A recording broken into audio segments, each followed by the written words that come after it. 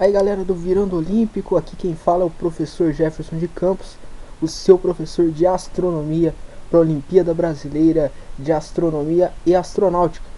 Como prometido no vídeo de introdução, hoje vamos falar um pouquinho sobre as leis de Kepler, ou as leis do movimento planetário.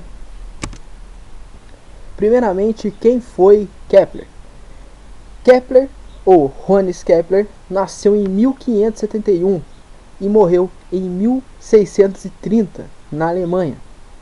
Ele descobriu as leis do movimento planetário e foi assistente de outro grande astrônomo, Tycho Brahe. Brahe, quando contratou Kepler, foi exatamente um ano antes de sua morte.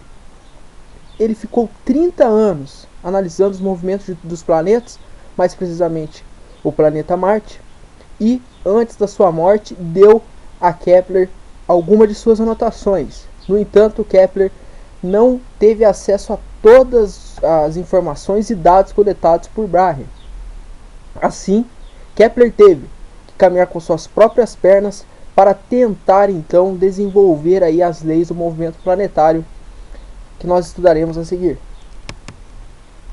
A primeira lei de Kepler, conhecida também dentro da astronomia como lei das órbitas. É muito importante que vocês comecem a se familiarizar com termos técnicos, porque vocês irão realizar uma prova de astronomia. E em Olimpíadas é muito comum virem muitos termos técnicos, por isso vocês precisam estar bem atentos com esses termos.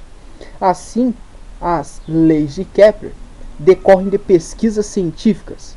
Estas leis que valem para qualquer sistema solar. O astrônomo Kepler trabalhou com Brahe, como já citado. Com a morte de Tycho Brahe, Kepler recebeu os dados astronômicos obtidos por ele e assim pôde elucidar o movimento planetário. As leis de Kepler decorrem de pesquisas científicas e estas leis valem para qualquer sistema solar. Antes de Kepler, e por forte influência da Igreja Católica, as pessoas pensavam que as órbitas dos planetas eram circulares, em circunferência. Isso aí, lá com o advento do geocentrismo, onde a Igreja e Cláudio Ptolomeu acreditavam que a Terra era o centro do universo, o Sol e os demais planetas giravam em torno da Terra e as estrelas estariam ali separados por uma redoma de vidro, separando então os planetas das estrelas. E essa ideia perdurou por 15 séculos, por muito tempo, e a partir de Copérnico, Kepler, Tycho Brahe e Galileu Galilei, que o heliocentrismo passou a ganhar bastante força no mundo. Sendo assim, Kepler demonstrou com dados que a órbita do planeta é uma elipse, ou elíptica, ao invés de uma circunferência.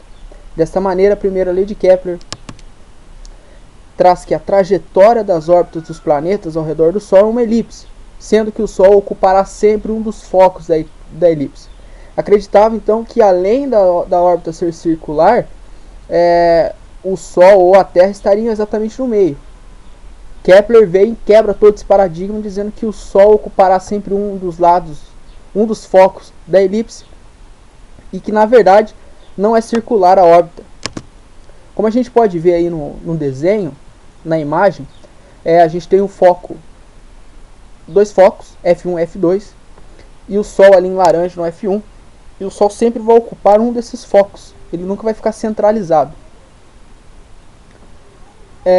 Temos também ali a órbita não circular, uma órbita em forma de elipse, a grosso modo ela é um pouco oval, e o ponto A, no qual o planeta está mais perto do Sol, a gente chama de periélio.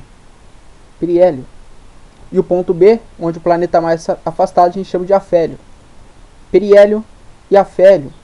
Periélio, perto, o periélio, perto. E o afélio é o ponto que o planeta está mais longe. E isso faz muita diferença saber onde o que é o afélio e o que é o periélio. Mais pra frente isso a gente vai ver. Na figura acima, a gente percebe que o A e o B estão representando os eixos da elipse, descrito pelo planeta. No periélio, a velocidade escalar do planeta é máxima, e no afélio a velocidade escalar do planeta é mínima. Por que isso? Porque ocorre essa variação de movimento do planeta. O movimento do planeta ele não é constante e invariável. O movimento, a velocidade do planeta, ela modifica-se com o passar da sua revolução. Por que isso? Isso Isaac Newton explica com a lei da gravitação universal. Aquela famosa lei com o famoso cálculo F é igual a G vezes M1 vezes M2 dividido por distância ao quadrado, que nós iremos nos deleitar a fundo com ele mais para frente. E devido à massa do Sol ser bem maior que dos planetas, a força de atração deste é bem maior. Assim, quando o planeta está mais próximo do Sol, ali no ponto A, no periélio, a velocidade tende a ser maior. E no afélio, como a distância entre o Sol é maior, essa força de gravitação, essa força de atração, ela não age com tanta força assim. E por isso a velocidade tende a diminuir. A segunda lei de Kepler é a lei das áreas. E para compreender a segunda lei de Kepler é necessário saber o conceito de raio vetor de um planeta. O raio vetor de um planeta é o vetor que tem origem no centro do Sol e a extremidade no centro do planeta, como mostra a figura um pouquinho mais para frente. Então o raio vetor é justamente essa, podemos dizer assim, essa reta, essa origem que dará do centro do Sol até a extremidade no centro do planeta. Isso a gente vai chamar de raio vetor. E isso se torna muito importante para a gente, porque a segunda lei de Kepler estabelece que o raio vetor de um planeta varre ou descreve áreas iguais em intervalos de tempos iguais. Na figura aí a gente vê então o que é o raio vetor do planeta, essa distância entre o Sol, o centro do Sol e a extremidade no centro do planeta. E novamente a gente tem aqui o ponto mais próximo do Sol, periélio, e o mais afastado, afélio. Por que batendo sempre nessa tecla? Porque a OBA, a Olimpíada Brasileira de Astronomia e Astronáutica, ela traz bastante termos técnicos e algumas provas ela tem levado para os cadernos esses termos, periélio e afélio, que são termos técnicos da astronomia e que você precisa saber. A razão entre a área varrida pelo raio vetor e o tempo é denominada de velocidade areolar. Então é justamente isso. A área varrida e o tempo, a razão que existe entre elas, a gente vai chamar de velocidade areolar. Cada planeta tem sua velocidade bem definida. Então não é um número para todos os planetas. Cada planeta tem a sua velocidade areolar, porque cada planeta tem o seu tempo de translação e o seu raio vetor diferente. Assim, cada planeta vai ter um número, vai ter uma velocidade definida, muito bem definida, diferente dos demais. Essa velocidade é constante para um planeta ou para um satélite, por exemplo. Na figura, vemos aí então que o planeta se desloca de P1 para P2 ou A1 ali, e depois temos ali o deslocamento dele para A2. O planeta desloca-se então em um intervalo de tempo que nós chamamos de ΔT, que vai ser igual o ΔT2 menos ΔT1. Considere o A área varrida nesse intervalo de tempo. A expressão da lei de Kepler é A igual K vezes ΔT, sendo que o K é a constante para o cálculo. A velocidade de translação de um planeta ao redor do Sol não é constante, como já foi dito anteriormente. Voltando um pouquinho aqui, então esse percurso do planeta em A1 e em A2, ele vai percorrer no mesmo tempo, ok? E para sabermos isso, basta então ter em mente essa relação matemática, essa expressão matemática, A igual K vezes ΔT. A terceira lei de Kepler, famosa também dentro da astronomia, é a lei dos períodos. Os quadrados dos períodos de revolução do planeta, que é o tempo que ele demora para dar uma volta em torno do Sol. Esse termo revolução veio com Copérnico no livro A Revolução dos Orbes Celestes. São proporcionais aos cubos de suas distâncias médias ao Sol, ou o raio médio. Então, a lei dos períodos temos T elevado ao quadrado dividido por R elevado ao cubo, que vai ser igual a uma constante. E essa constante, ela é quase igual para todos os planetas. O raio médio de um planeta corresponde à média aritmética entre a distância do Sol ao afélio e a distância ao periélio. Então, por exemplo, a sua prova de Olimpíada Brasileira de Astronomia ou a sua prova de Olimpíada Brasileira de Física pode trazer uma pergunta pedindo para você calcular o raio médio do planeta para você conseguir resolver o exercício de terceira lei de Kepler. Mas ele não te dá o raio médio assim de mão beijada. Algumas provas dão, outras não. Se ele não te der de mão beijada o raio médio, você apenas terá a distância do Sol, do planeta ali no afélio, e a distância do Sol ao periélio. Com essas duas distâncias, você consegue calcular a média aritmética, que vai ser então a razão entre o afélio e o periélio dividido pela distância. E esse valor é o mesmo que a medida do semi-eixo maior da elipse, que na figura seria A. Então você fazendo esse cálculo, tirando a média aritmética entre a distância do Sol ao afélio e ao periélio, você vai ter o raio médio. E com o raio médio, você apenas precisa, como visto lá, você precisa apenas elevá-lo ao cubo e dividi-lo pelo tempo que esse planeta demora para dar uma volta em torno do Sol, elevado ao cubo, elevado ao quadrado, perdão. E o resultado vai ser a constante de período, e que é praticamente igual para todos os planetas, tendo apenas uma leve variação. Algumas informações sobre a terceira lei de Kepler.